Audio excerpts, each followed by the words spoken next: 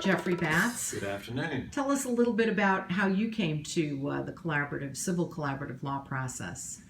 I came to the civil collaborative law practice because I spent many years litigating cases primarily involving small businesses and estates, and I saw the disruptive impact it had on the businesses and on the relationships of the people in the business that lasted long beyond the lawsuit. Mm-hmm. And I thought there's got to be a better way to resolve these disputes. When you say, the impact it had on people well beyond, the actual case, describe that a little bit. Well, What do you mean by that?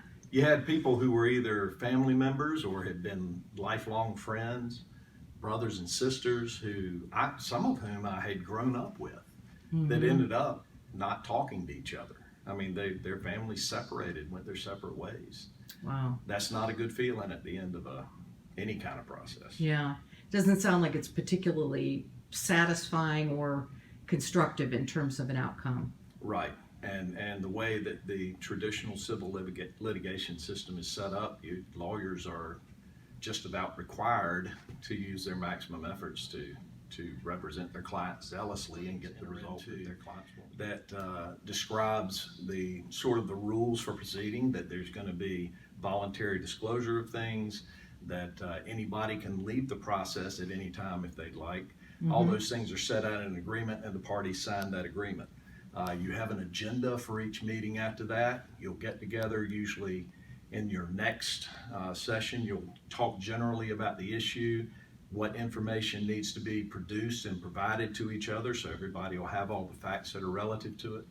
And then you go forward from there and identify the issues and have the parties engage in a full and frank discussion of the issues, hopefully using what we call nonviolent communication that we train collaborative attorneys in a respectful way, so that each side understands the needs and interests of the parties to the dispute. Okay. So you can get to the underlying issues on which the dispute rests. That's very different from the traditional in-court litigation process, where you're spending an awful lot of money typically on what's known as discovery, taking depositions, reviewing documents, etc., bringing in expert witnesses. It sounds like it would be more cost effective. Is that fair to say? It is very fair to say that, because you have voluntary disclosure of all the things that are relevant to the process, and you can cut through the things you would learn in deposition, because parties are sitting there talking to each other face to face, and we're talking about the real issues instead of what somebody said or did and what this document means. We're talking about what the real issues are between them. You cut right to the chase on what the problem is. You had said to me previously that this process allows for a lot of control of not only the discussion, the process itself. It's not traditional or formalistic, and ultimately the way that a dispute is resolved can be quite different from traditional court proceedings. Is that fair to say? That is very fair to say, and in fact, the one that we're doing now is a good illustration of that.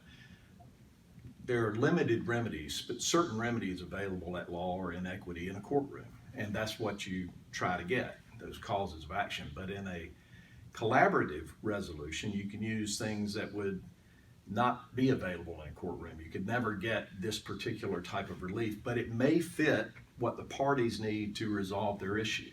So you can be creative. Really, the whole world is open to resolve the dispute using whatever might be available to people, even if it's something the other party couldn't get, even if they won in a court of law.